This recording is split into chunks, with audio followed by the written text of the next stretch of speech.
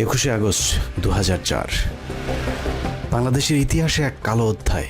পৃথিবীর কাছে বাংলাদেশকে জঙ্গি রাষ্ট্র হিসেবে প্রতিষ্ঠিত করবার এক সফল অভিযানের নাম 21শে আগস্ট গ্রেনেড হামলা। এই হামলার মাধ্যমে বাংলাদেশের রাজনৈতিক দলগুলোকে দুই শিবিরে বিভক্ত করে দেয়া হয়। শুরু হয় প্রতিহিংসার রাজনীতি।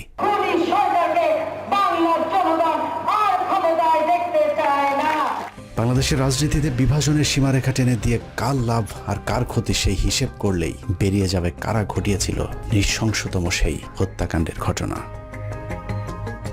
2004 সালের 21শে আগস্ট আওয়ামী লীগের জনসভায় গ্রেনেড হামলায় মোট 24 জন নিহত হয়। নিহতের পর বাংলাদেশের কিছু গণমাধ্যম এবং আওয়ামী লীগের অভিযোগ যদি সত্যি হয় তাহলে বিষয়টা ঠিক এরকম দাঁড়ায়। যখন আমি গাড়িতে উঠছি তখন গাড়িতে গুলি, ওরা কোনোভাবেই যাতে এসকেপ করতে না পারে। শেখ হাসিনা এবং কিছু গণমাধ্যমের বক্তব্য অনুযায়ী আওয়ামী লীগকে নেতৃত্ব শূন্য করতে চালানো হয়েছিল এই হামলা। হামলাকারীরা শেখ হাসিনাকে মারতে এতটাই বদ্ধপরিকর ছিল যে শেখ হাসিনা নিজেকে বাঁচানোর জন্য যখন দৌড়ে গাড়িতে উঠছিলেন তখনও তার উপর গুলি চালানো হয়েছিল, যেই গুলির দাগ তার ব্যবহৃত মার্সিডিজ গাড়িতে লেগে থাকার দাবিও করেছিল আওয়ামী লীগ। ভাগ্যক্রমে হাসিনাকে মারতে না পারলেও হাসিনার লোকজনের উপর চরম নির্যাতন চালানো হয়েছিল, এমনকি লাশ নিতেও নাকি বাধা দিয়েছিল তৎকালীন বিএনপি জামায়াত জোট সরকার। তারা ধর্মের কথা বলে অথচ আজকে লাশগুলি তারা দিচ্ছে না জানাজা পড়তে। বিএনপি জামাত সরকার নাকি এতটাই নৃশংস ছিল যে আহত আওয়ামী লীগের নেতাকর্মীদেরকে হাসপাতালে চিকিৎসা পর্যন্ত নিতে বাধা দিয়েছিল। এই গ্রেনেড কোথা থেকে এলো, কিভাবে ফুটলো, এবং এই জিনিসগুলি বিশেষভাবে তদন্ত হওয়া উচিত। এর বাইরেও এই ঘটনাকে কেন্দ্র করে যে মামলা হয়েছিল সেই মামলাতেও জজ মিয়া নাটক সাজানোর চেষ্টা করেছিল বিএনপি জামায়াত সরকার। 21শে আগস্টে গ্রেনেড হামলা ফুটেজ দেখাইছে, তুই যদি এইভাবে স্বীকারোক্তি না দেস, মার্ডার কেসের মামলা দেখায় তো আমরা খরচ পাই দেয়া। এতক্ষণ ধরে 21শে আগস্ট গ্রেনেড হামলা নিয়ে যে বর্ণনা শুনছিলেন তা হলো আওয়ামী লীগ, প্রথম আলো, ডেইলি স্টার আর ফারজানা রূপাদের বয়ান। সম্প্রতি এই মামলার সবশেষ সিদ্ধান্ত অনুযায়ী তারেক রহমান, লুৎফুজ্জামান বাবর সহ বিএনপির সবাইকে অব্যাহতি দেওয়া হয়েছে। এখন প্রশ্ন হলো তাহলে এই হামলা কারা করেছিল? 15 মিনিটসের আজকের অনুসন্ধান এক এক করে প্রতিটি প্রশ্নের উত্তর খুঁজে বের করার চেষ্টা করবে। হামলার ঘটনা কারা ঘটিয়েছিল সেটা জানার আগে শেখ হাসিনা কিভাবে সেই হামলা থেকে বেঁচে গেলেন সেটা দেখা যাক। শুধু শেখ হাসিনা নয়, ওই হামলাতে আসলে আওয়ামী লীগের কোনো কেন্দ্রীয় নেতাই মারা যায়নি। এমনকি হামলার পরিকল্পনা এমনভাবেই করা হয়েছিল যাতে শেখ হাসিনার শরীরে ছোট্ট একটা আঘাতও না লাগে। ওনার ভিতরের কানে ইনজুরি হয়েছে, যার জন্য উনি এখন কানে কম শুনছেন। মূলত শেখ হাসিনা সহ কেন্দ্রীয় নেতাদের যে কিছু হবে না সেটা আগেই গ্যারান্টি দেওয়া হয়েছিল। তবে ওই হামলায় শুধু একজন কেন্দ্রীয় নেত্রীকে বলির পাঠা বানানো হয়েছিল, যার নাম আইভি রহমান। আইভি রহমানকে নিয়ে হাসপাতালে যখন এইরকম অবস্থা, এই জায়গা রক্তাক্ত, সেখানে পুলিশ লাঠিচার্জ করলো। আইভি রহমান সম্পর্কে দক্ষ অভিনেত্রী শেখ হাসিনা মাঝে মধ্যে যে মায়া কান্না করে থাকেন সেটা আসলে তার মনের কান্না নয়। মতিউর রহমান রেন্টু লিখেছেন, 1981 সালে শেখ হাসিনা দেশে ফেরার পর জিল্লুর রহমান তার স্ত্রী আইভি রহমানকে নিয়ে শেখ হাসিনাকে দেখতে গিয়েছিলেন। আইভিকে দেখে তেলে বেগুনে জ্বলে উঠেছিলেন শেখ হাসিনা। হাসিনা আইভিকে উদ্দেশ্য করে বলেছিলেন, আমার মাকে একদিনও শান্তিতে থাকতে দেননি, এখন আবার কেন এসেছেন? এ সময় জিল্লুর রহমান চোখ টিপে আইভি রহমানকে চলে যেতে বললে আইভি রহমান সেখান থেকে সরে যান। মূল ঘটনা হলো শেখ হাসিনার মা ফজিলাতুন্নেসা আইভি রহমানের সাথে শেখ মুজিবকে সন্দেহ করতেন, যে বিষয়টি নিয়ে মাঝে মধ্যেই পরিবারে ঝগড়াঝাটিও হতো। কিন্তু এত কিছুর পরেও শেখ মুজিবের সবসময় আইভি রহমানের প্রতি ছিল একটা বিশেষ ভালোবাসার দৃষ্টি। অনেকেই বলে থাকেন আইভি রহমানকে খুশি করতে 1969 সালে শেখ মুজিব যুব মহিলা লীগ নামে নতুন আওয়ামী লীগের শাখা প্রতিষ্ঠা করেছিলেন, যে কারণে আইভি রহমানের মতো আনাড়ি একজন রাজনীতিবিদকে প্রথম কমিটির অর্গানাইজিং সেক্রেটারি পদ দিয়ে নূরজাহান মোর্শেদদের মতো অভিজ্ঞ রাজনীতিবিদদের পাশে বসার সুযোগ করে দিয়েছিলেন, যে বিষয়টা ওই সময়ের অনেক রাজনীতিবিদদের চোখেই দৃষ্টিকটু মনে হয়েছিল। যে কারণে আইভি রহমানের মৃত্যুতে পৈশাচিক আনন্দ উপভোগ করেছিলেন শেখ হাসিনা। কত নিখুঁতভাবে ভয়ঙ্কর এই হামলার ছক সাজানো হয়েছিল সেটা পরিষ্কার করতে আওয়ামী লীগ এবং শেখ হাসিনার ওই দিনের কয়েকটি কর্মকাণ্ড দেখলেই সবকিছু পরিষ্কার হয়ে যাবে। সন্ধ্যের তালিকায় প্রথমে মুক্তাঙ্গন থেকে সমাবেশের জায়গা পরিবর্তন। মুক্তাঙ্গনের যেই জায়গায় সমাবেশ ডাকা হয়েছিল তার দুদিকে খোলা রাস্তা, একদিকে জিপিও, অদূরে সচিবালয়ে অবস্থিত। মুক্তাঙ্গনে সমাবেশ করলে গ্রেনেড হামলার জন্য সুবিধামতো ভবনে অবস্থান করা সম্ভব হতো না, যে কারণে পুলিশের কাছে মুক্তাঙ্গনে সমাবেশের অনুমতি চেয়েও সমাবেশের নির্ধারিত সময়ের 2 ঘন্টা আগে হঠাৎ করে নেতাকর্মীদেরকে জানানো হয় মুক্তাঙ্গনে নির্ধারিত সমাবেশটি আওয়ামী লীগের কেন্দ্রীয় কার্যালয়ের সামনে অনুষ্ঠিত হবে। প্রশ্ন আসতে পারে, আওয়ামী লীগ তো আগেই জানতো মুক্তাঙ্গনের আশপাশে কোনো বড় ভবন নেই, তাহলে তারা কেন আগে থেকে দলীয় কার্যালয়ের সামনে সমাবেশ করার অনুমতি চায়নি? এর কারণ পুলিশ যদি আগে থেকেই জানতো যে আওয়ামী লীগ কার্যালয়ের সামনেই সমাবেশ অনুষ্ঠিত হবে, তাহলে তারা পর্যাপ্ত নিরাপত্তার ব্যবস্থা করতে পারত। কিন্তু পুলিশ যতক্ষণে দেখল নেতাকর্মীরা সবাই মুক্তাঙ্গন খালি করে দলীয় কার্যালয়ের দিকে ছুটে যাচ্ছেন, ততক্ষণে শতভাগ নিরাপত্তা নিশ্চিত করার সময় শেষ হয়ে যায়। আইনশৃঙ্খলা বাহিনী যেন নিরাপত্তা নিশ্চিতের সুযোগ না পায়, এটাই ছিল তাৎক্ষণিক স্থান পরিবর্তনের মূল কারণ। মুক্তাঙ্গনে আওয়ামী লীগের 21শে আগস্টে গ্রেনেড হামলা হয়, ওইটার যে এই জনসভাটা হওয়ার কথা ছিল, এইখানে এটা সেটা হওয়ার কথা ছিল। আগস্ট থেকে এক প্লাটুন ফোর্স মোতায়েন ছিল সকাল 9টা থেকে, যাতে এখানে কোনো ধরনের সাবভার্সিভ কোনো কাজ কারবার কেউ করতে না পারে, কোনো নিরাপত্তা বিঘ্নিত ঘটাতে না পারে, এই জন্য সিকিউর করা ছিল পুরোটাই। ওনারা কাউকে না জানিয়ে, পুলিশকে না জানিয়ে চেঞ্জ করলো, তখন তো ধরেন একটা উল্টাপাল্টা কিছু একটা হয়ে গেল। সেটা আসলে ওনাদের দায়িত্ব ছিল আমাদেরকে জানা। আওয়ামী লীগের ওই দিনের জনসভায় এরকম আরো অনেক অস্বাভাবিক ঘটনা ঘটেছে, যা সচরাচর আওয়ামী লীগের সমাবেশগুলোতে দেখা যায় না। যেমন শেখ হাসিনা প্রধান অতিথি হিসেবে পূর্ব নির্ধারিত এরকম একটি সমাবেশ কখনোই ট্রাকের উপর দাঁড়িয়ে ভাষণ দেননি। সাধারণত তাৎক্ষণিক কোনো সভা সমাবেশের ক্ষেত্রে বা শেষ মুহূর্তে অনুমতি পাওয়া সমাবেশগুলোতে মঞ্চ হিসেবে ট্রাক ব্যবহার করা হয়, কিন্তু 4 দিন আগে অনুমতি পাওয়া সমাবেশে কেন ট্রাকের ব্যবহার করা হলো সেটাও রহস্যজনক প্রশ্নের তালিকায় রাখতে হবে। বিভ্রান্তি তৈরি করতে আওয়ামী লীগ অনেক সময় দাবি করে থাকে তাদেরকে সমাবেশের অনুমতি না দেওয়ার কারণেই নাকি শেষ মুহূর্তে ট্রাকের উপর মঞ্চ তৈরি করতে বাধ্য হয়েছিল, কিন্তু আমাদের অনুসন্ধান বলছে অন্য কথা।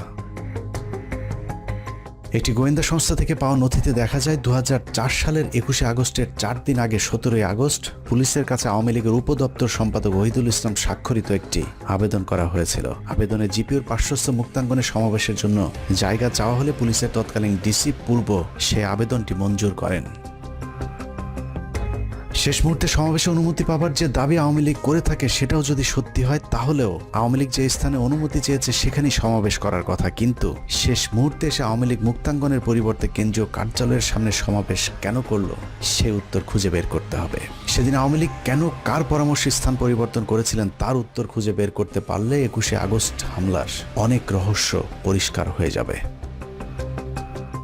সমাবেশের আরেকটি অস্বাভাবিক ঘটনা হলো শেখ হাসিনার বক্তব্যের সময় ঘেঁষাঘেঁষি করে তার আশপাশের নেতাদের দাঁড়ানোর ধরন। আওয়ামী লীগের বেশ কয়েকজন কেন্দ্রীয় নেতা শেখ হাসিনাকে এমনভাবে ঘিরে ধরেছিলেন যেন কোনো একটি হামলা থেকে বাঁচানোর জন্যই চেষ্টা করা হচ্ছিল তাকে। সূত্র জানিয়েছে, বক্তব্য শুরুর আগে শেখ হাসিনাই নাকি সবাইকে ডেকে ডেকে তার পাশে এসে বসার অনুরোধ করছিলেন। একই বিষয়ে আওয়ামী লীগের তৎকালীন প্রেসিডিয়াম সদস্য মহিউদ্দিন খান আলমগীর তার জবানবন্দিতেও উল্লেখ করেছেন। অথচ সাধারণত সভা সমাবেশগুলোতে শেখ হাসিনার সাথে কেন্দ্রীয় নেতাদের কিছুটা দূরত্ব বজায় রেখে দাঁড়াতে দেখা যায়। সাধারণত শেখ হাসিনা প্রধান অতিথি হিসেবে বক্তব্যের শুরুতে সব সময় তার পূর্বপুরুষের ইতিহাস সহ 15ই আগস্ট এমনকি 4 জাতীয় নেতার হত্যাকাণ্ডের সব ইতিহাস তুলে ধরে স্বজন হারানোর কি ব্যথা তা বোঝানোর চেষ্টা করে থাকেন। কিন্তু 21শে আগস্ট সমাবেশে শেখ হাসিনার বক্তব্যটি ছিল স্মরণকালের সবচেয়ে সংক্ষিপ্ত একটি বক্তব্য। 18 থেকে 20 মিনিটের একটি বক্তব্য পেশ করার আগে শেখ হাসিনা যে ভাষণ দিয়েছিলেন তা ছিল খুবই অগোছালো এবং তার শারীরিক ভাষা দেখে মনে হচ্ছিল কিছু একটার জন্য তিনি অপেক্ষা করছিলেন। মজার বিষয় হলো, গ্রেনেড হামলাকারী এতটাই হাসিনার প্রতি অনুগত যে গ্রেনেড ছুঁড়ে মারার আগে শেখ হাসিনার পুরো বক্তব্য শেষ করার সুযোগ দিয়েছিলেন। অথচ সাধারণত এই ধরনের হামলাগুলো বক্তব্যের মাঝামাঝি ঘটে থাকে। শেখ হাসিনার বক্তব্যের পর যে হামলা চালানো হলো তার আঘাতে প্রাণ গেল 24 জনের। অথচ কি অবাক, একজন কেন্দ্রীয় নেতাও মারা যায়নি এত বড় হামলার ঘটনায়। প্রশিক্ষণপ্রাপ্ত হামলাকারী প্রায় ডজনখানি গ্রেনেড ছুঁড়ে মারলেও একটি গ্রেনেডও তার ট্রাকের উপরে ছুটতে পারেননি। পুলিশের তদন্তে মোট 11টি বিস্ফোরণের চিত্র দেখানো হয়েছে। আমাদের হাতে আসা পুলিশের আঁকা সেই ম্যাপে দেখা যায় সমাবেশে ব্যবহৃত ঢাকা মেট্রো ট 11-30-98 নম্বরের ট্রাকটির আশেপাশে মোট 11টি বিস্ফোরণের ঘটনা ঘটেছিল। পুলিশের ওই প্রতিবেদনের প্রতিটি জায়গায় যতবার গ্রেনেড শব্দটি লেখা হয়েছে ততবার গ্রেনেডের পাশে বোমা শব্দটি ব্যবহার করা হয়েছে। গ্রেনেড শব্দটি লিখতে গিয়ে কেন বারবার তদন্ত সংস্থাগুলো বোমা শব্দটি ব্যবহার করেছেন সেটা একটু দেখা যাক। 21শে আগস্টকে গ্রেনেড হামলা বলা হলেও এটা শুধুই গ্রেনেড হামলা কিনা সেটা নিয়ে প্রশ্ন রয়েছে গোয়েন্দাদের। হতে পারে এটা ছিল শক্তিশালী গ্রেনেড হামলা, আবার হতে পারে বোমা এবং গ্রেনেড 2 ধরনের বিস্ফোরক ব্যবহৃত হয়েছিল।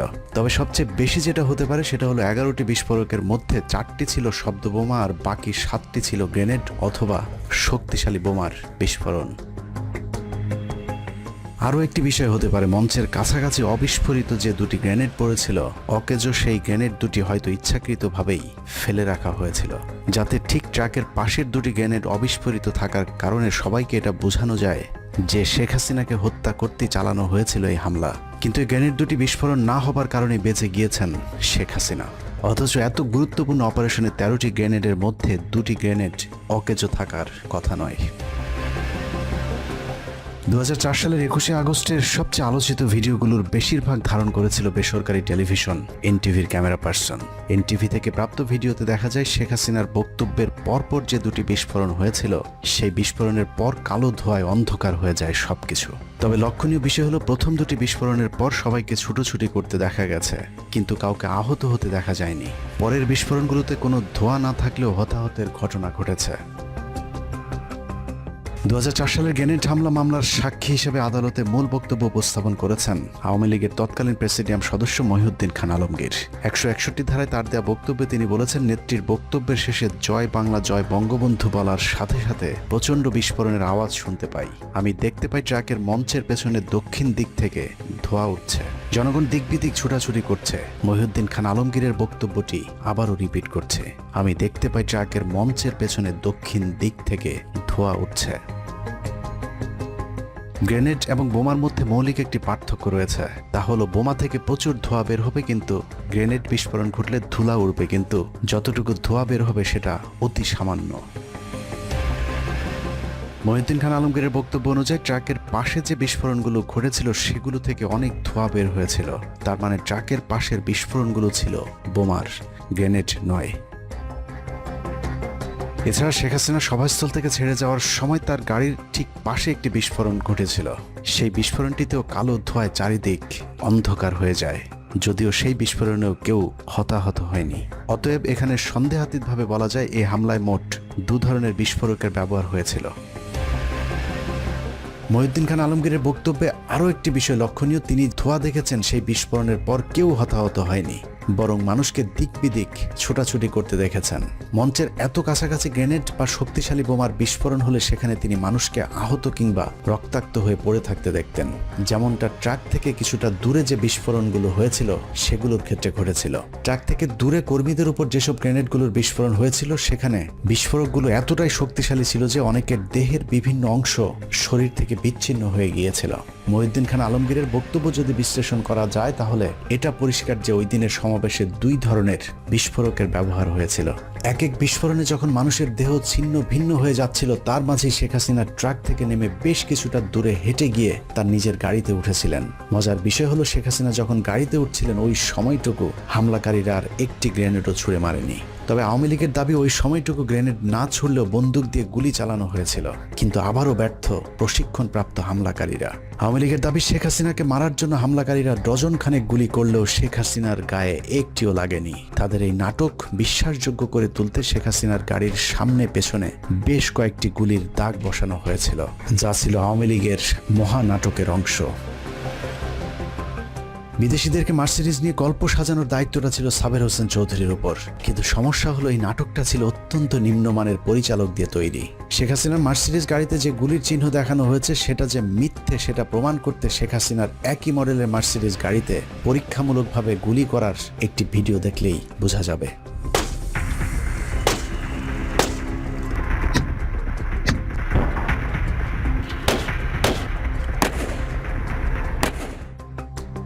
মার্সিডিজ গাড়ির ফিচার অনুযায়ী মার্সিডিজের বুলেট প্রুফ গাড়িতে গুলি করলে 9 মিলিমিটারের ছোট গুলি হলে গ্লাস থেকে পড়ে যাবে, আর যদি গুলির সাইজ 9 মিলিমিটারের চেয়ে বড় হয় সেক্ষেত্রে গুলি গ্লাসের ভেতরে ঢুকে বেঁকে থাকবে।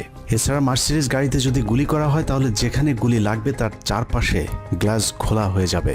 কিন্তু শেখ হাসিনার গাড়িতে গুলির যে দাগ দেখানো হয়েছে সেটা স্পষ্টভাবে বোঝা যাচ্ছে যে ড্রিল মেশিন দিয়ে গুলির চিহ্ন বোঝানোর চেষ্টা করা হয়েছে।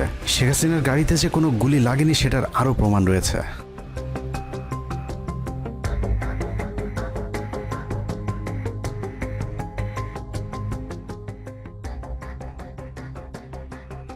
21 আগস্ট গ্রেনেড হামলার পর শেখ হাসিনা যখন গাড়িতে চড়ে চলে যাচ্ছিলেন তখন তার মার্সিডিজ গাড়িতে কোনো গুলির চিহ্ন দেখা যায়নি। আওয়ামী লীগের এসব গোজামিল দেখে মার্সিডিজ কোম্পানি এবং FBI সন্দেহ প্রকাশ করলে পরবর্তীতে সেই গাড়িটি আর কাউকে পরিদর্শনের সুযোগ দেওয়া হয়নি। আদালত থেকে গাড়িটি জব্দ করার আদেশ দিলে সবকিছু ফাঁস হয়ে যাবার ভয়ে সেই গাড়িটি পুড়িয়ে ফেলা হয়, যা অত্যন্ত সন্দেহজনক। খালেদা জিয়া সেখানে বলে দিল কি যে ওনাকে আবার কে মারতে যাবে, কিন্তু নিজেই গ্রেনেড নিয়ে গেছে, মানে আমি গ্রেনেড দিয়ে নিজে আত্মহত্যা করতে গেছি। 21 আগস্টের রহস্যময় কথিত গ্রেনেড হামলাকে নিয়ে এভাবেই আওয়ামী লীগ পরিকল্পিতভাবে গুজব ছড়াতে থাকে। সরকারকে তদন্তে সহযোগিতার পরিবর্তে শেখ হাসিনা এবং তার ষড়যন্ত্রের অংশীদার কয়েকজন সাংবাদিক শুরু করে অবিশ্বাস্য মিথ্যাচার। যারা করেছে তারা দেশের শত্রু, জাতির শত্রু, জনগণের শত্রু। সেই শত্রু যদি যেই হোক তাকে আমরা স্পেয়ার করব না। এটা জাতির দুর্ঘটনা।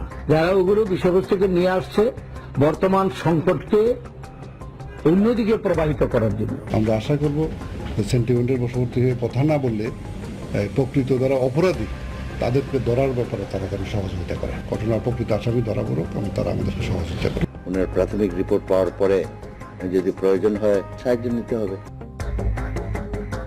আওয়ামী লীগের পক্ষ থেকে বলা হয়েছিল তৎকালীন বিএনপি সরকার নাকি আওয়ামী লীগের আহত কর্মীদেরকে চিকিৎসা দিতেও বাধা দিয়েছিলেন। প্রধানমন্ত্রী বেগম খালেদা জিয়া হাসপাতালের ICU-তে আইভি রহমান ও তারেক সিদ্দিকীকে দেখতে যান। বাস্তবতা হলো প্রধানমন্ত্রী খালেদা জিয়া গ্রেনেড হামলার পর নিজে হাসপাতালে গিয়ে আহতদের চিকিৎসার খোঁজ খবর নিয়েছিল এবং খালেদা জিয়া হাসপাতালগুলোকে নির্দেশ দিয়েছিলেন সর্বোচ্চ চিকিৎসা সেবা নিশ্চিত করবার।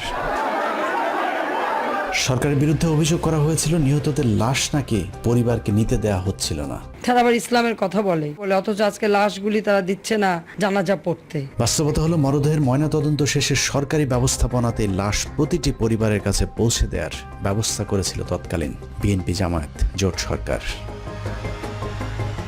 বিভিন্ন গণমাধ্যমে বলা হয়েছিল ঘটনার পর তড়িঘড়ি করে গ্রেনেডগুলো ধ্বংস করে দেয়া হয়। এক্ষেত্রে নাকি আদালতের কোনো অনুমতিও নেওয়া হয়নি।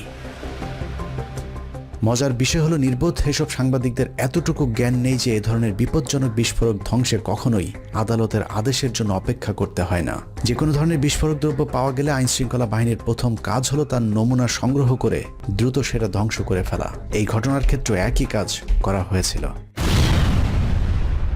এতক্ষণের যুক্তিতর্কে বাংলাদেশের চিহ্নিত ওইসব সাংবাদিকেরা যদি সত্যি বলে থাকে তাহলে আমি মিথ্যা বলছি, আর আমি যদি সত্যি হই তাহলে বিষয়টা ঠিক এমন দাঁড়াবে যে আওয়ামী লীগ ওই ঘটনা ধামাচাপা দেওয়ার চেষ্টা করেছে এবং শেখ হাসিনা নিজেই গ্রেনেড হামলার খবর আগে থেকেই জানতেন। শেখ হাসিনা আগে থেকেই জানতো কিনা সেটা জানতে আমরা শেখ পরিবারের ঘনিষ্ঠজন হিসেবে পরিচিত মেয়র হানিফের ছেলে সাইদ খোকনের একটি বক্তব্য শুনে আসব। আমার প্রয়াত পিতা তার নির্দেশে আমি একটি বার্তা নেত্রীকে পৌঁছে দিয়েছিলাম। সম্ভাব্য হামলা চূড়ান্ত হয়েছে। সাইদ খোকনের বাবা হামলার খবরটা ঠিকই জেনেছিলেন, কিন্তু সেই হামলাটা যে শেখ হাসিনাকে হত্যার জন্য নয় সেটা সাইদ খোকনের বাবা জানতেন না। তবে শেখ হাসিনা ঠিকই জানতেন কি ঘটতে যাচ্ছে 21 আগস্ট, যে কারণে সাইদকে সেদিন শেখ হাসিনা বলেছিলেন এত ভয় করলে কি রাজনীতি চলে। সাহসী শেখ হাসিনা এত গুরুত্বপূর্ণ খবরটি সরকারকেও জানায়নি, এমনকি নিজের দলের নেতাকর্মীদেরকেও জানাতে বারণ করেছিলেন সাইদ খোকন এবং তার বাবা মেয়র হানিফকে। নেত্রীকে বললাম যে কোনো মুহূর্তে যে কোনো ঘটনা ঘটে যেতে পারে। বললেন যে এত ভয় পেলে রাজনীতি হবে না। এত ভয় পেলে কি রাজনীতি হয়? হেসে বললেন আমাকে। মেয়র হানিফের ছেলে সাইদ খোকন শেখ হাসিনাকে সেদিন যত তথ্য জানিয়েছিলেন তার মধ্যে সবচেয়ে গুরুত্বপূর্ণ তথ্য হলো শেখ হাসিনার উপর হামলার জন্য যে টিমকে দায়িত্ব দেওয়া হয়েছিল সেই টিমটি কোনো এক জায়গা থেকে এরই মধ্যে ঢাকায় পৌঁছে গিয়েছেন। সম্ভাব্য হামলা চূড়ান্ত হয়েছে। সূত্র মতে হামলাকারী ঢাকার ভেতরে চলে এসেছে। সুনির্দিষ্টভাবে হামলাকারী ঢাকায় পৌঁছে গিয়েছে বলার পরেও শেখ হাসিনা সেদিন গুরুত্ব দেয়নি, কারণ শেখ হাসিনার পারিবারিকভাবে ঘনিষ্ঠ সহযোদ্ধা হানিফের চাইতে বিশ্বস্ত কারো কথায় আগে থেকেই আশ্বস্ত হয়েছিলেন শেখ হাসিনা। শেখ হাসিনার বিশ্বস্ত সেই হাত শেখ হাসিনার সাথে বেইমানি করেনি। গ্রেনেডের আঘাতে সেদিন 24 জন মানুষের জীবন গেলেও শেখ হাসিনার গায়ে একটি গ্রেনেডও আঘাত করেনি। আওয়ামী লীগের তথ্য অনুযায়ী শেখ হাসিনাকে সব মিলিয়ে অন্তত 20 বার মারার চেষ্টা করা হয়েছে। বারবার আশপাশের লোকজন মরে, কিন্তু ভাগ্যক্রমে শেখ হাসিনা বরাবরই বেঁচে যায়। রাজনীতি করতে গিয়ে মৃত্যুর মুখে পড়তে হয়েছে শেখ হাসিনাকে। ভাগ্যক্রমে শেখ হাসিনার বারবার বেঁচে যাওয়ার শুরুটা হয় 1988 সালের 24শে জানুয়ারি চট্টগ্রামের লালদিঘি ময়দানে হামলার মধ্য দিয়ে। 8 দলীয় জোটের কর্মসূচিতে পুলিশ এবং বিডিআরের গুলিতে 7 জন নিহত হয়, কিন্তু শেখ হাসিনার গায়ে একটি গুলির টোকাও লাগেনি। 111 সরকারের সময় শেখ সেলিমকে জিজ্ঞাসাবাদ করলে শেখ সেলিম স্বীকার করেন নিজের জনপ্রিয়তা বৃদ্ধি করতে এরশাদের সাথে গোপন ষড়যন্ত্র করেছিলেন শেখ হাসিনা। 1986 সালে শেখ হাসিনার নির্বাচনে অংশগ্রহণ থেকে শুরু করে 1990 সাল পর্যন্ত এরশাদের সাথে শেখ হাসিনার বিভিন্ন গোপন ষড়যন্ত্র ফাঁস করে দেন শেখ সেলিম। কিন্তু আমাদেরকে হিসাব দিয়েছেন 2 কোটি টাকা।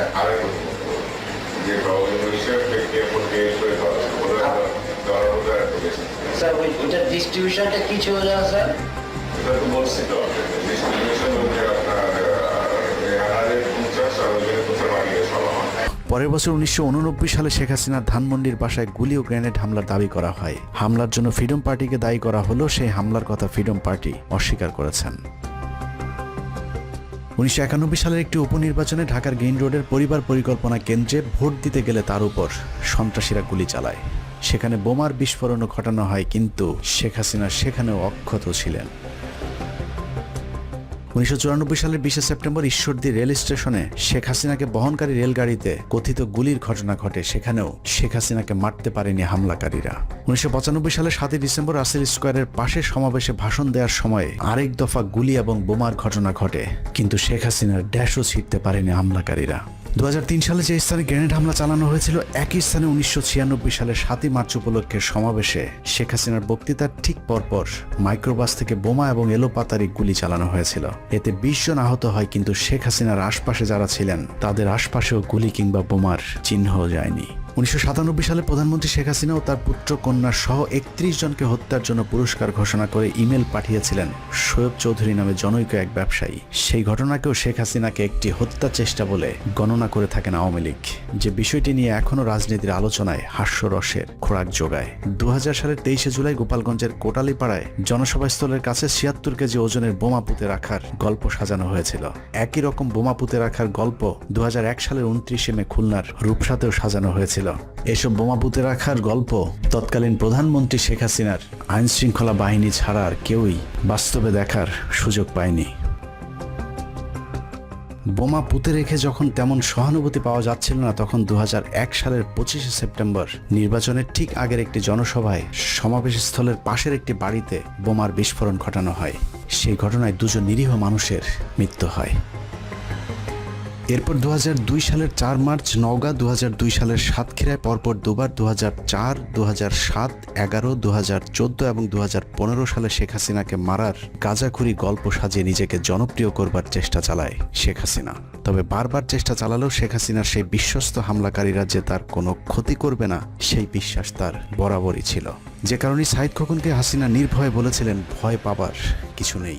বললেন যে এত ভয় পেলে রাজনীতি হবে না, এত ভয় পেলে কি রাজনীতি হয়, হেসে বললেন আমাকে। অভয় দেয়া হলেও শেখ হাসিনার সেই রক্তের হোলি খেলায় প্রাণ গিয়েছিল 24 জনের। কিন্তু হামলাকারীদেরকে এমনভাবে প্রশিক্ষণ দেওয়া হয়েছিল যেন শেখ হাসিনার বিন্দু মাত্র কোনো ক্ষতি না হয়, যে বিষয়টি তৎকালীন গোয়েন্দা সংস্থার কর্মকর্তাদের তদন্তেও উঠে এসেছিল। 164 বলছে যে একটা গ্রিনেড যাতে ইয়েতে না পড়ে, মঞ্চে না পড়ে, মঞ্চে মানে ওই ট্রাকে না পড়ে। এবং আরো 2 জন যে আছে যারা মুকুল টুকুলের ওদের জয়ের লোক, তারাও বলছে যে কোনো ক্রমে যাতে মঞ্চে যাতে একটা গ্রেনেড না পড়ে। এটা কিন্তু ওদের 3 জনের কথা। কার কার জবানবন্দিতে এটা বলছে? 3 জনই বলছে, জর্জ মিয়া বলছে, শফিক আর হলো রানা। 21 আগস্ট নিয়ে আওয়ামী লীগের আরেকটি মিথ্যাচার হলো বিএনপি সরকার নাকি কোনো মামলা, তদন্ত কিংবা আলামত জব্দের কোনো কাজই করেননি। বাস্তবতা হলো 21 আগস্টের ঘটনার ঠিক পরদিন খালেদা জিয়ার নির্দেশে একটি বিচার বিভাগীয় তদন্ত কমিশন গঠন করেছিল। বিচারপতি জয়নুল আবদিন কমিশনকে দায়িত্ব দেওয়া হয় মামলাটির তদন্তপূর্বক প্রতিবেদন দাখিলের। 1 মাস 10 দিনের অক্লান্ত পরিশ্রমে 162 পৃষ্ঠার যে প্রতিবেদন জয়নুল আবেদিন জমা দিয়েছিলেন, সেটি যদি ঠিকঠাক মতো অনুসরণ করা হয় তাহলে 21 আগস্ট গ্রেনেড হামলার মূল ঘটনা বেরিয়ে আসবে। দীর্ঘ সেই প্রতিবেদনের একটি পর্যায়ে বলা হয়েছে, কমিশনের সংগৃহীত তথ্য প্রমাণ সন্দেহাতীতভাবে ইঙ্গিত করে 2004 সালের 21 আগস্টের ভয়াবহ গ্রেনেড হামলার পেছনে একটি শক্তিশালী বিদেশি গোয়েন্দা সংস্থা জড়িত ছিল। শক্তিশালী বিদেশি গোয়েন্দা সংস্থার নাম আসতেই ভারত আন্দাজ করতে পারে কি ঘটতে যাচ্ছে। তারপরেই শুরু হয় বিচারপতি জয়নুল আবদিনের উপর ভারতের অব্যাহত চাপ। দেশপ্রেমিক একজন বিচারকের দুর্নীতির মিথ্যা অভিযোগ, জীবনের হুমকি থেকে শুরু করে এমন কোনো মানসিক চাপ নেই যা তার বিরুদ্ধে প্রয়োগ করা হয়নি।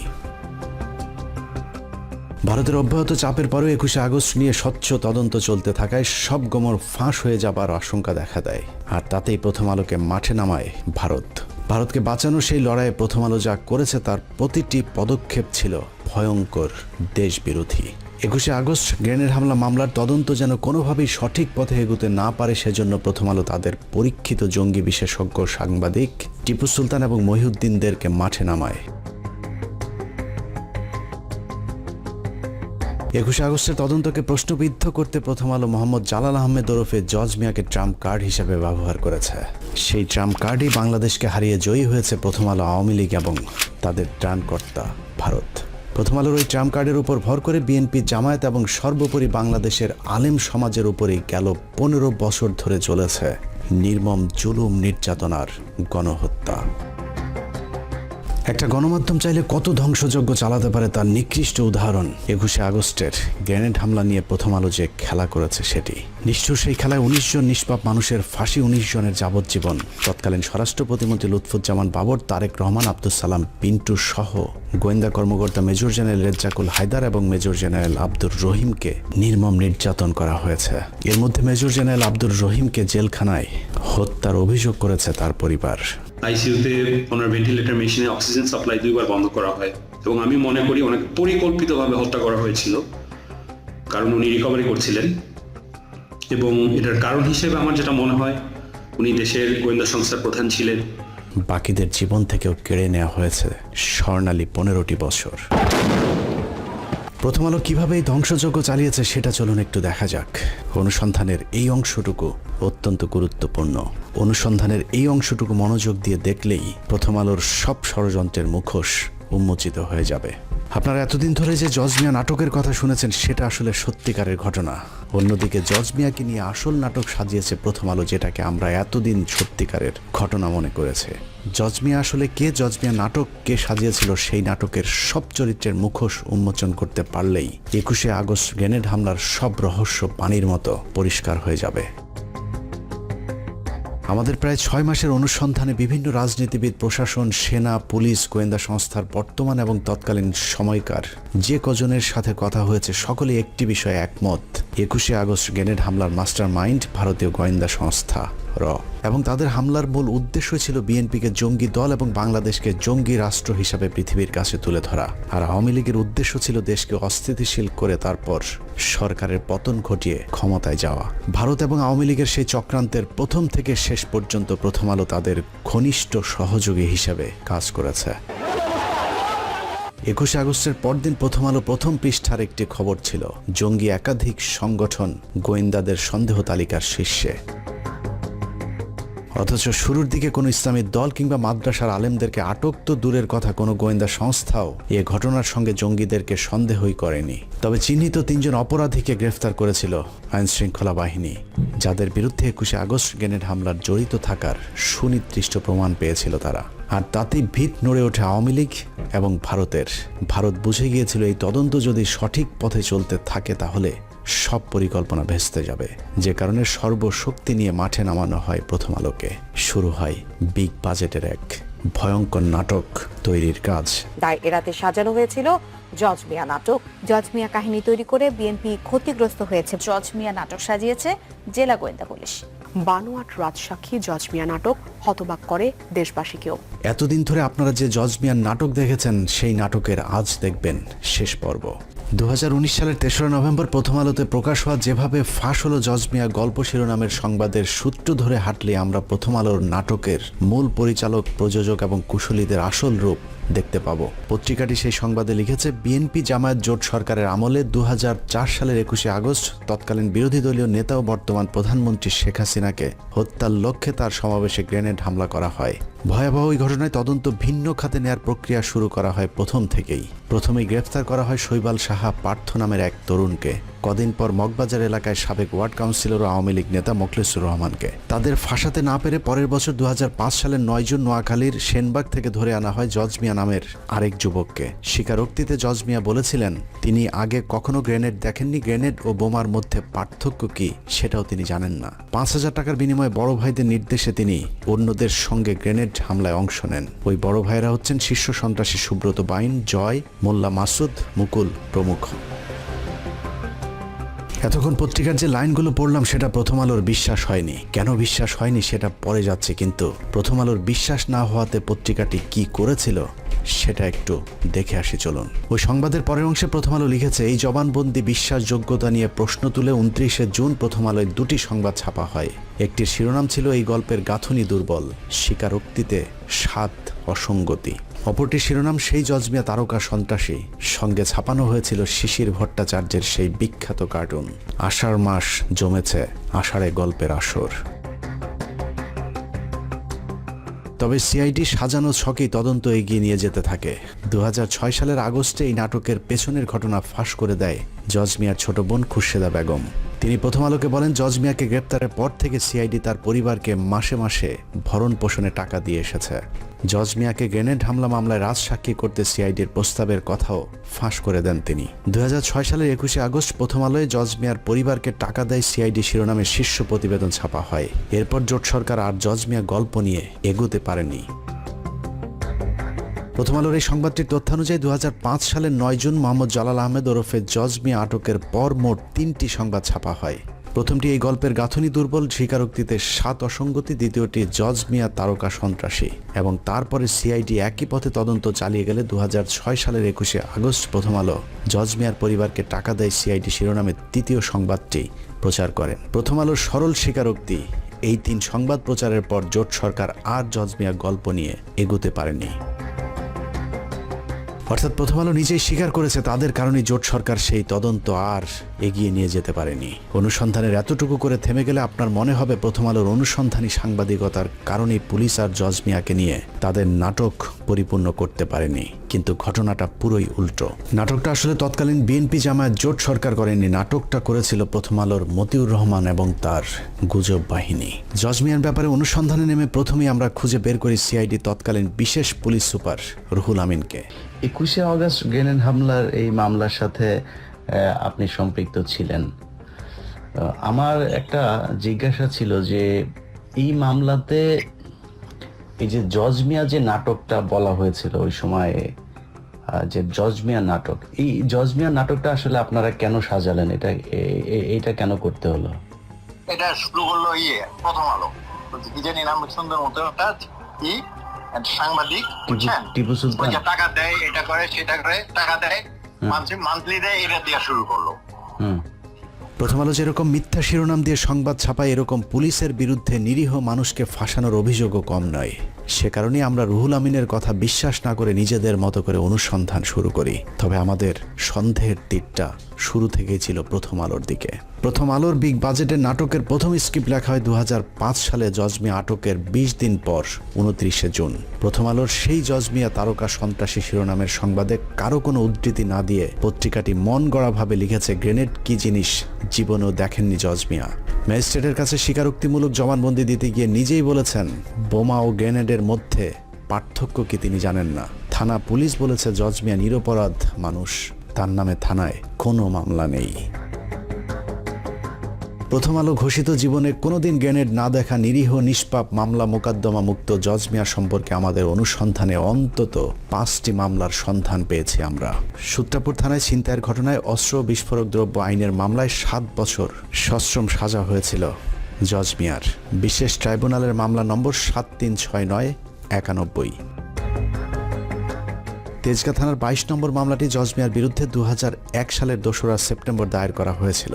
সেই মামলায় 385, 324, 326 এবং 307 ধারার মতো ভয়ঙ্কর সব অভিযোগ আনা হয়েছিল প্রথম আলোর নিরীহ নিষ্পাপ জজ মিয়ার বিরুদ্ধে। 2 মাস পর 2001 সালের নভেম্বরের 30 তারিখে মগবাজার টাঙ্গাইল হোটেলে বাবুল হত্যা মামলার আসামি হন জজ মিয়া। রমনা থানার 1 নম্বর মামলাটি 302, 34 ধারায় দায়ের করা হয়েছিল। 21শে আগস্ট গ্রেনেড হামলার কয়েক মাস আগে রাজধানীতে তার বিরুদ্ধে আরেকটি হত্যা মামলা হয়। গুলশান থানার রহমত হত্যা মামলার অন্যতম আসামি জজ মিয়া। প্রথম আলো সাংবাদিকেরা এসব মামলাগুলোর সজ্ঞানে আড়াল করার পাশাপাশি জজ মিয়ার 164 ধারায় জবানবন্দিটাও গোপন করার চেষ্টা করেছেন। জজ মিয়া তার জবানবন্দিতে আরেকটি মামলার কথা স্বীকার করেছেন। সেখানে তিনি বলেছেন, তিনি টিকাটুলি অফিসার হলের পেছনে মেসে থাকতেন। সেখানে থাকাকালীন পুলিশ তাকে মেসের চৌকির নিচ থেকে বোমা ও অস্ত্র সহ গ্রেফতার করেছিলেন। সেই মামলায় তার 7 বছর জেল হয়েছিল। 2 বছর পর তার বাবা মা তাকে জেল থেকে জামিনে মুক্ত করান।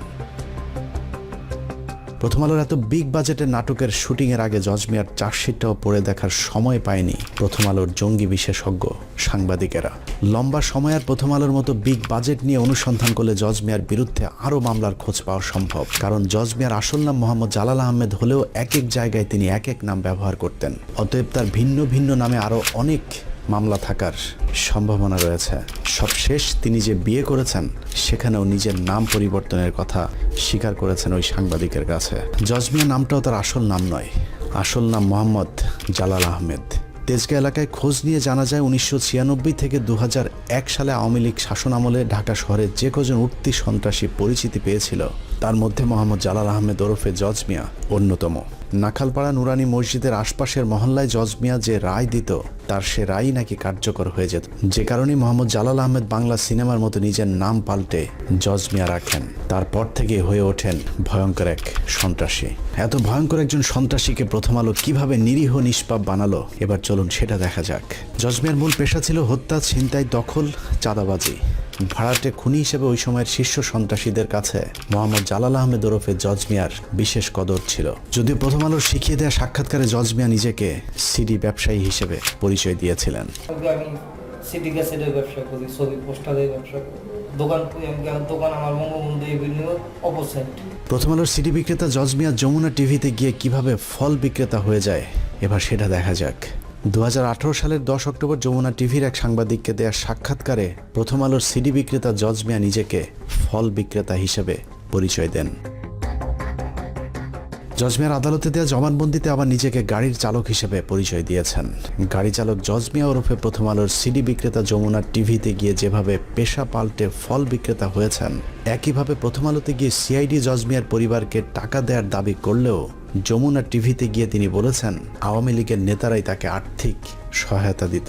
এছাড়া যমুনা টিভিকে দেওয়া সাক্ষাৎকারে জজ মিয়া বলেন, বর্তমান সরকারের পক্ষ থেকেও আমাকে অনেক আশ্বাস দেওয়া হয়। একাধিক মন্ত্রী আমাকে চাকরি দেওয়ার আশ্বাস দেন। সবশেষ মাস 6 আগে এক মন্ত্রীর সঙ্গে দেখা করি। তিনি বলেন গ্রেনেড হামলা মামলার রায়ের পর তিনি তার দফতরে চাকরি দেবেন। কাল যেহেতু রায়, দেখি কি হয়। সংবাদের পরের অংশে জজ মিয়া আরও বলেন, অনেকেই আমাকে অনেক ধরনের আশ্বাস দিয়েছিলেন, কিন্তু 13-14 বছরে কোনো আশ্বাস বাস্তবায়ন হয়নি। তাই আমাকে এখন রেন্টে কারের একটি ভাঙাচোরা গাড়ি চালাতে হয়। সরকারের কাছে প্রত্যাশা আমার যেন পুনর্বাসন করা হয়। যমুনা টিভির সাংবাদিককে দেওয়া সাক্ষাৎকারে সরকারের কাছে জজ মিয়ার যে আবদার, সেই আবদারের পেছনে রয়েছে দীর্ঘদিনের এক নিবিড় সম্পর্ক। সেই সম্পর্ক কতটা গভীর সেটা দেখতে আবারও কিছুক্ষণের জন্য 2003 সালে যেতে হবে। 2003 সালে 29 অক্টোবর বেশ কিছু অস্ত্র মজুদ থাকার তথ্য আসে গোয়েন্দা সংস্থার কাছে।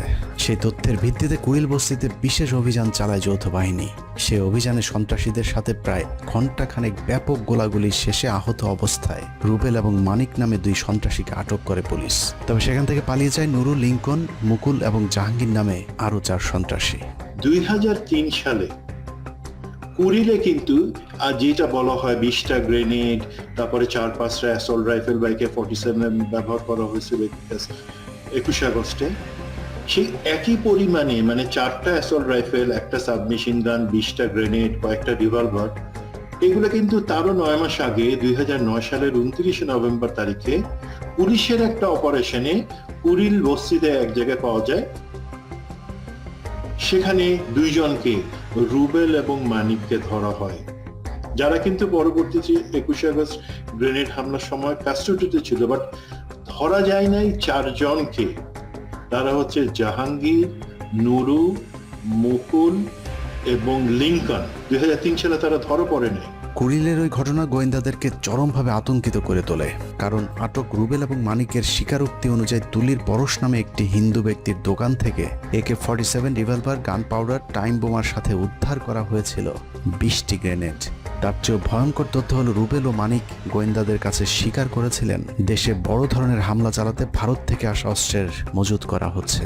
সে অস্ত্র দিয়ে কি ধরনের হামলা চালানো হবে তা সঠিকভাবে জানাতে না পারলেও ভারতীয় গোয়েন্দা সংস্থার সাথে আওয়ামী লীগ নেতা এবং তৎকালীন শীর্ষ সন্ত্রাসী জয়ের কলকাতায় একটি গোপন বৈঠকের খবর নিশ্চিত করেছিলেন রুবেল এবং মানিক।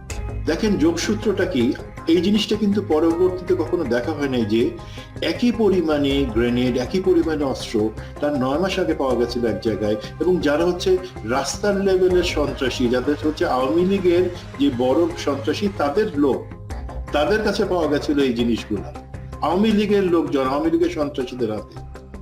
তো পরবর্তীতে ১১ সরকার বা হাসিনা সরকার যখনই তদন্ত করছে, তারা কিন্তু এই জায়গাটাতে লিঙ্ক করার চেষ্টা করেন। এবার লিঙ্ক করাটা জরুরি, বিকজ মুকুল এবং জাহাঙ্গীর এই দুইজনকে তো ধরা গেছিল, নুরু এবং লিঙ্কনকে ধরা যায় নাই 2004 সালে যখন তদন্ত শুরু হয়। ইতিহাসে প্রথমবারের মতো সন্ত্রাসীদের হাতে এ ধরনের হ্যান্ড গ্রেনেড উদ্ধারের পর গোয়েন্দাদেরকে গভীরভাবে ভাবিয়ে তোলে, যে কারণে আইনশৃঙ্খলা বাহিনী সর্বোচ্চ সতর্ক অবস্থানে চলে যায়। এরপর থেকে দেশে যে কোনো কর্মসূচির উপর বিশেষ নজরদারি শুরু করে গোয়েন্দা সংস্থাগুলো। 2003 সালের শেষ দিকে কুড়িলের ঘটনার পর 2004 সালের শুরুতে আওয়ামী লীগের তৎকালীন সাধারণ সম্পাদক 2004 সালের 30 এপ্রিলের মধ্যে বিএনপি জামাত জোট সরকারকে ক্ষমতাচ্যুত করতে বিশেষ ট্রাম্প কার্ড খেলার ঘোষণা দিয়েছিলেন। জলিলের সেই ঘোষণার পর থেকে দেশের রাজনীতিতে চরম উত্তেজনা বিরাজ করছিল। কিন্তু 30 এপ্রিল মানিক মিয়া অ্যাভিনিউতে প্রশিকার 3 দিনব্যাপী কর্মসূচি ছাড়া আওয়ামী লীগ কোনো কর্মসূচি দেয়নি, যে কারণে গোয়েন্দারা প্রশিকার সেই কর্মসূচি ঘিরেই ব্যাপক কঠোর অবস্থানে গেলে সেদিন আর জলিলের সেই ট্রাম্প কার্ড কাজে লাগেনি। 2007 সাল পর্যন্ত আওয়ামী লীগের সেই ট্রাম্প কার্ড সম্পর্কে সবাই অন্ধকারে ছিল। ১/11 সরকারের সময় জলিলকে আটকের পর জিজ্ঞাসাবাদ করলে জলিল জানায়, প্রশিকার ওই কর্মসূচিকে কেন্দ্র করে 10 লাখ মানুষ ঢাকায় আনার পরিকল্পনা ছিল আওয়ামী লীগের। সেই মিটিংকে কেন্দ্র করে একটি নৈরাজ্যকর পরিস্থিতি সৃষ্টির পর সরকার পতনের পরিকল্পনা ছিল তাদের। প্রশিকার ওই কর্মসূচিকে ঘিরে বড় ধরনের হামলা চালিয়ে উত্তেজিত জনতাকে নিয়ে সংসদে ঢুকে পড়ার পরিকল্পনা ছিল আওয়ামী লীগের। জিজ্ঞাসাবাদে আব্দুল জলিল আরও জানান, বিএনপির তৎকালীন মহাসচিব আব্দুল মান্নান ভূঁইয়া, মাহিবি চৌধুরী, আবু হেনা সহ বিএনপির মোট 70 জন এমপির ওই দিন আওয়ামী লীগে যোগদান করার পর আওয়ামী লীগের নেতৃত্বে সরকার গঠনের পরিকল্পনা ছিল।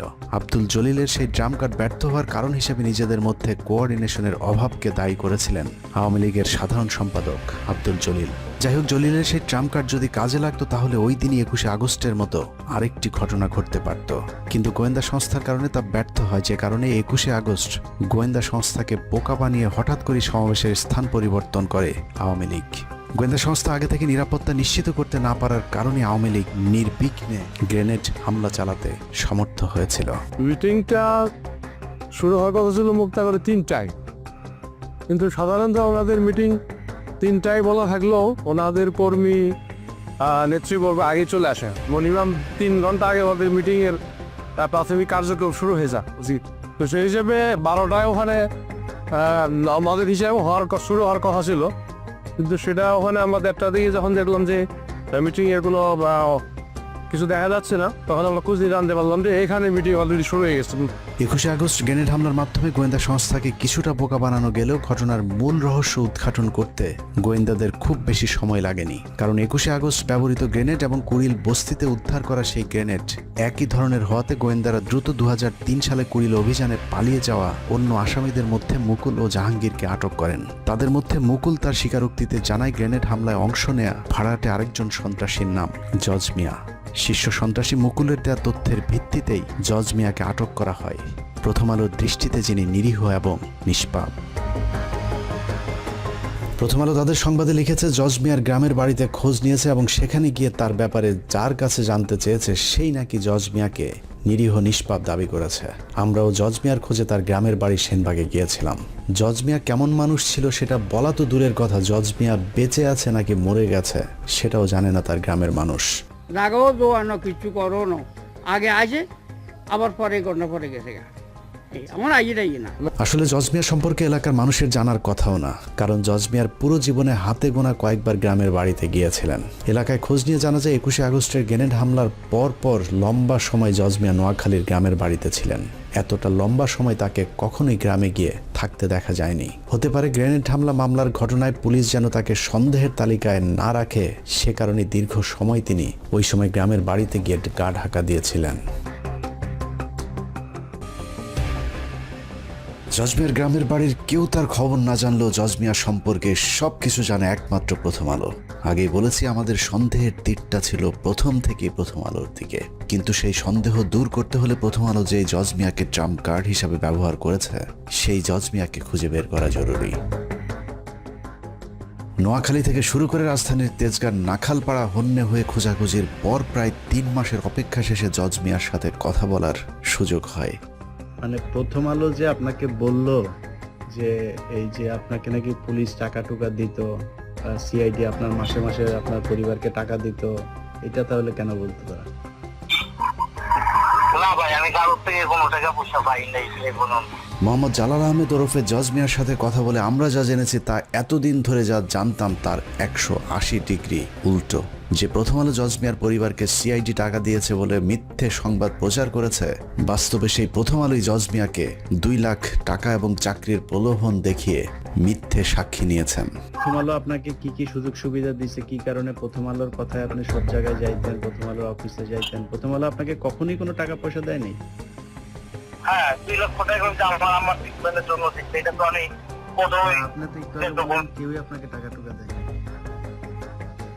ওটা তো হয় নাই ভাই। তারপর মনে করেন আমি আরো টাকা ঋণ করে মনে করেন এই 2 লাখ টাকার অনুদান যে আপনাকে কে দিছে? এটা টিপু ভাই। টিপু? হ্যাঁ, টিপু সুলতান। মানে না, সেগুলি জানি। আমি একটা কর্মস্থানের ব্যবস্থা করে দেন, পরে বলছে ঠিক আছে দেখি আমরা একটা তাৎক্ষণিক ব্যবস্থা করে দেবো। প্রথম আলো সাংবাদিক টিপু সুলতানি জজ মিয়াকে বিভিন্ন সাংবাদিকদের সাথে ইন্টারভিউ করে দেওয়ার ব্যবস্থা করতেন। ওইসব সাংবাদিকদের সাথে কি বলতে হবে সেটাও ঠিক করে দিতেন প্রথম আলোর জঙ্গি বিশেষজ্ঞ সাংবাদিক টিপু সুলতান। প্রথম আলোতে এমনিতে কে আপনার সাথে যোগাযোগ করতো? প্রথম আলো আমি তার সাথে যোগাযোগ করতাম, আর কারোর সাথে, আর কারো কাছে আমার কেউ হয় টিপু ভাইয়ের সাথে? অন্য সাংবাদিকের লোকে ইয়া করে দিত, তারা আমার সাক্ষাৎকার নিত। মানে টিপু ভাই আপনাকে সবার সাথে সাক্ষাৎ করাই দিত, তাই তো? হ্যাঁ হ্যাঁ, অন্য সাংবাদিকের লোকে ইয়া করে দিত যে তুমি তার সাক্ষাৎকার দেন, তারা নিত। মানে উনি ওইভাবে বলে দিত যে কি কি বলবেন বা কিভাবে দিবেন, এরকম, তাই তো? হ্যাঁ হ্যাঁ। জজ মিয়াকে তার নিজের মামলার বিষয়ে প্রশ্ন করা হলে প্রথমে অস্বীকার করলেও পরে মামলার কথা আমাদের কাছে স্বীকার করেছেন। প্রথম আলো কি জানতো না যে আপনার নামে যে মামলা ছিল তখনও থানায়? না, আমার নামে তখনও থানায় কোনো মামলা ছিল না। আমার দেশে এখনো আমার নামে না। ওই যে আপনি যেই মামলাতে 2 বছর জেল খাটলেন, ওই মামলাটা কি তখন ছিল না আগে? ওটা ছিল আগে, ঠিক আছে। পরে ওই মামলা আমি হাইকোর্টের পরে ইয়া করছি, ওটা জামিন হয়ে পরে এটা খালাস করছি। আর ওই যে তেজগাঁ থানার মামলা, ওইটা ওই গুলশান থানার মামলাটা, ওই হত্যা মামলাটা, ওটা তো তারা আমার নামে তারপর মামলা তারা ইয়া করতেছেন। এগুলো একটা মামলা করে না করাই তাহলে তো এটা বিশেষ গ্রহণের মুখ। একটা মামলা এগুলো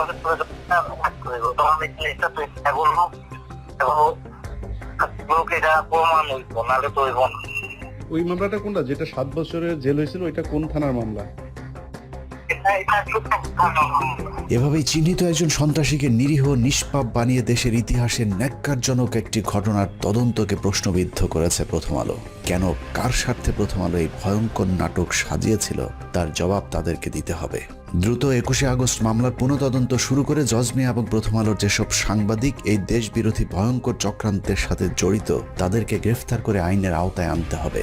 আমরা প্রথম আলো বন্ধ করতে চাই না। সাংবাদিকতার নামে যারা হাজার হাজার মানুষের জীবন নিয়ে খেলেছে তাদের বিচার চাই এবং সেটা করতে হবে। বিএনপি সরকার বেগম খালেদার নেতৃত্বে তার এই ঘটনার কোনো তদন্ত করতে দেয়নি, বিচার তো দূরের কথা, বরং তারা এই ঘটনাকে উল্টো মুখে প্রচার চালিয়ে এই সব দায় আওয়ামী লীগের উপরে দেওয়ার চেষ্টা করেছিল। শুধু আওয়ামী লীগ না, একই সঙ্গে আমাদের প্রতিবেশী ভারতকে জড়ানোর চেষ্টা করা হয়েছে। এতক্ষণ অনুসন্ধানে যা দেখানো হলো, চলুন কিছুক্ষণের জন্য তা ভুলে যাই। মনে করুন প্রথম আলোর সাংবাদিকেরা জজ মিয়ার পরিবারকে কিছুই শিখিয়ে দেয়নি। জজ মিয়ার বোন এবং মা যা বলেছেন প্রথম আলো হুবহু সেটাই তুলে ধরেছেন এবং সেই সংবাদের উপর বিশ্বাস করেই আদালত জজ মিয়াকে মামলা থেকে অব্যাহতি দিয়েছেন। গল্পটা যদি এখানেই শেষ হয়ে যেত তাহলে সমস্যা ছিল না, কিন্তু এই গল্পের পরের অংশ চরম নিষ্ঠুর, অমানবিক। প্রথম আলোর উদ্দেশ্য শুধুই জজ মিয়াকে ছাড়িয়ে আনা নয়, তাদের উদ্দেশ্য ছিল ভারতকে বাঁচানো আর জিয়া পরিবার সহ বিএনপির শীর্ষ নেতাদের জঙ্গি বানিয়ে তাদেরকে ফাঁসিতে ঝুলানো।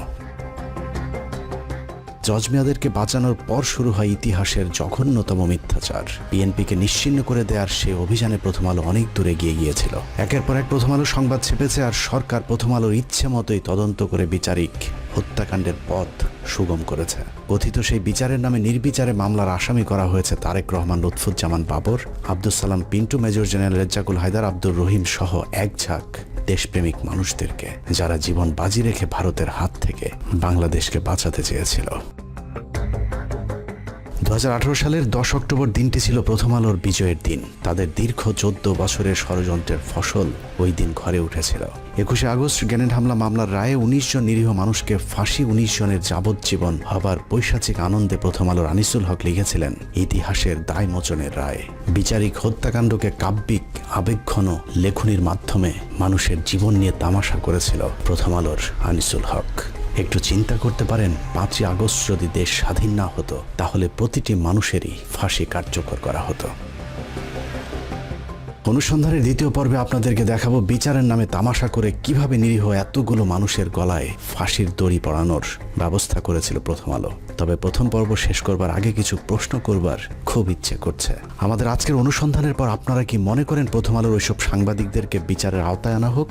প্রথম আলোর বিরুদ্ধে ধারাবাহিক দেশ বিরোধী, ইসলাম বিরোধী সুস্পষ্ট অভিযোগ থাকার পরেও তাদের বিচার চাওয়া কি গণমাধ্যমের উপর আক্রমণ? তারপরেও প্রথম আলোর সামনে জিয়াফতের গণতান্ত্রিক একটি কর্মসূচির আয়োজন করতে যাবার কারণে আলেমদেরকে বেধড়ক পেটানো হয়েছে। আর সেটাকে বিএনপির মহাসচিব মির্জা ফখরুল ইসলাম আলমগীর প্রথম আলোর উপর হামলা দাবি করে তীব্র নিন্দা জানিয়েছে। প্রথম আলো, ডেইলি স্টার সহ অন্যান্য সমস্ত পত্রিকাগুলোর উপর যে আক্রমণ শুরু হয়েছে, আমি তীব্রভাবে নিন্দা জানাচ্ছি। মির্জা ফখরুলের ওই দিনের বক্তব্যের সবচেয়ে ভয়ঙ্কর অংশ ছিল তিনি বলেছিলেন এই বাংলাদেশ নাকি তিনি 5 তারিখের আগে কখনোই দেখেননি। তার এই বক্তব্যে প্রমাণিত হয়েছে ইসলাম বিদ্বেষী ফখরুল আগেই ভালো ছিলেন। 5 তারিখের পর তিনি প্রচণ্ড অস্বস্তি বোধ করছেন। মানুষের জীবন নিয়ে ভয়ঙ্কর খেলা করা এইসব সাংবাদিকদেরকে বিচার চাইলে যাদের জ্বলে উঠবে তাদেরকে চিনে রাখতে হবে। এটা কোনো রাজনীতি নয়, মানুষের জীবন নিয়ে খেলা করেছে প্রথম আলো। মির্জা ফখরুল বিএনপি জামায়াত যখন ক্ষমতায় ছিল তখন লুটপাট করেছে, আওয়ামী লীগের 15 বছরে আতাত করে চলেছে। সাধারণ বিএনপির কর্মীরা যখন জেলে গিয়েছে, গুলি খেয়েছে মির্জা ফখরুল ইসলাম আলমগীর তখন বাংলাদেশ থেকে টাকা পাচার করে অস্ট্রেলিয়াতে নিজের মেয়ে আর মেয়ে জামাইকে আলিশান জীবন যাপন করার নিশ্চয়তা দিয়েছেন। মির্জা ফখরুল সামনে বিএনপি ক্ষমতা এলে আবারও লুটপাট করবে, এটা চোখ বন্ধ করে বলে দিতে পারি। আবার যদি কখনো আওয়ামী লীগ ক্ষমতায় আসে তারপরেও ফখরুলের কিছুই হবে না, কারণ সেই পথটাও তিনি আগে ভাগেই খোলা রেখেছেন। শেখ মুজিবুর রহমানের যে মূর্তিটা ছিল সেই মূর্তিকে দড়ি বেঁধে টেনে ইঁচড়ে ফেলে দিই। তিনি তো আমাদের নেতা ছিলেন, খারাপ লেগেছে। মাত্র 2 বান্ডেল টাকার জন্য মির্জা ফখরুল যেভাবে প্রথম আলোর 5 এটেছে, আর কিছু টাকা দিলে এরা দেশকেও বিক্রি করে দিতে পারে। অতএব মির্জা ফখরুলের মতো দুর্নীতিবাজ, ভারতীয় দালালদের মতো যেসব রাজনীতিবিদ প্রথম আলো ডেইলি স্টারের পাশে দাঁড়াবে তাদেরকেও এদেশের মানুষ শত্রু হিসেবেই চিহ্নিত করবে। কে বিএনপি আর জামায়াত করে দেখার একদম সময় নেই। প্রথম আলো ডেইলি স্টারের পাশে যে দাঁড়াবে তার বিরুদ্ধেই লড়াই চলবে। যে বাংলাদেশ